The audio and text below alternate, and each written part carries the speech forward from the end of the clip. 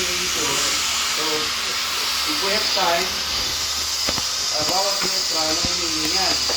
Aleph means the leader, Bet means the house, Dalet means the door, Hey means to behold, Bab is the name, Bab is the name, Yad is the hand, Tab is a sign of the covenant,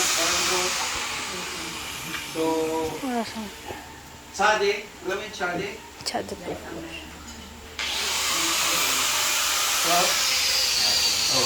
Tzaddik is like a person kneeling down to have raised up the rock. So they call it pictograph, no? Another from, ano din yan? So we could say Hebrew is the language of the people.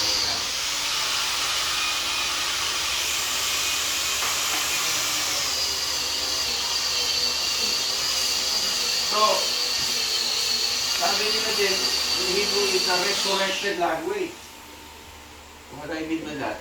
Since the destruction of the Second Temple in 70 AD, Hebrew was never spoken in the land of Israel again. After 2,000 years, na-resurrect siya. Nabuhay, naging national language in Israel. What do you call that? No less than a miracle, di ba?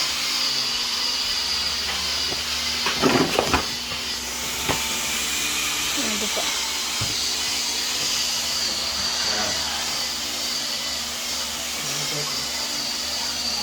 So, Zephaniah 3:9, I showed it to you last time.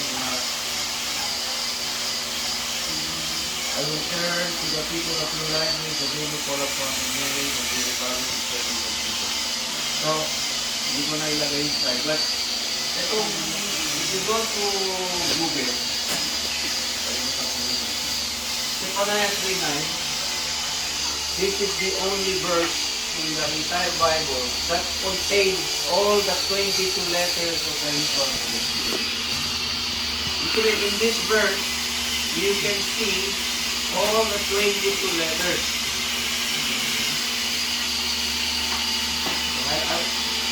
Pag-Hebrew ito, hindi mo lang nalagay sa kabilang slide.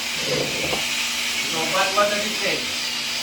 There will come a time I will return to the nations. Nations are into the earth. A pure language, maybe this is Hebrew, that they may call upon the name of the Republic, so that to serve Him in unity, one consent, in fact. So, actually, that by Hebrew, there's somehow a unity. Unity of mind, unity of spirit. Nagkakaroon ng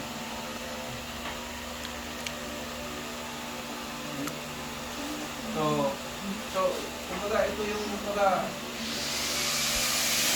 there's something about it that can be, that people can be united at one. Ito, there will come a time that they will return a pure language to Hebrew. That's shown na po din. So that they can serve Him in one. The Hebrew ikad. Unity. So, maaari, that's a big statement. Pero, I do believe it will happen. Yeah.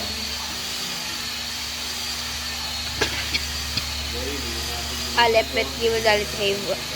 Aleph, Bet, Gimel, Dalet, Hey. Aleph, Bet, Gimel, Dalet, Hey. Yod, Kof, Kaf, Tzaddik, Kof.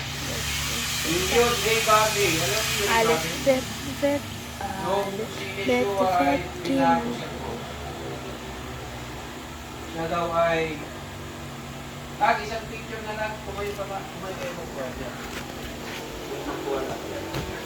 Yung si Yeshua ay naipako sa cross, di ba? Actually, napako sa punong kahoy. Hindi naman talagang cross eh. Sinabi mo sa nail on the tree. Let's hang on the tree.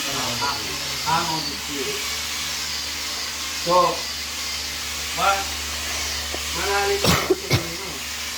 Hang on the tree. Kaysa pinagod ako. Diba? Last time, we understood the law of the first mention. Diba? So if Yeshua was hung on the tree, what does the tree represent? Law of the first mention. Behold, Where nail, is the word tree? behold the hand, behold the nail. Torah, in the first Bible. There it is. The tree of life, saka tree of the knowledge of good and evil. Diba?